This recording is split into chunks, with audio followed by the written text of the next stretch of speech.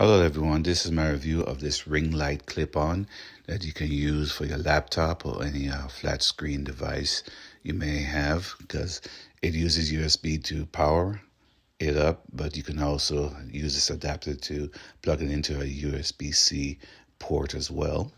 The clip screws into the ring light and is adjustable, so you can angle it in different angles, and also it has a hole on the bottom of it so you can put it directly over the hole for the camera, so you can have it directly in line with the camera when you place it on the laptop or any device you have it hooked up to.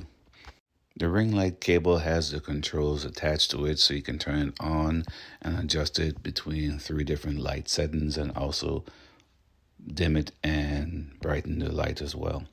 You can see it's easy to attach to your laptop, and I have it centered over the camera with the hole of the clip over the camera, so you can see me when I'm using the camera on the laptop. And I'm going through the modes of the lights, so you can see the different modes of the type of light that you would like to use.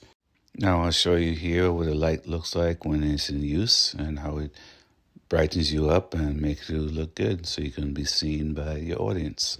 So this is a good light. It's very easy to use. It's lightweight, and I hope this review helps.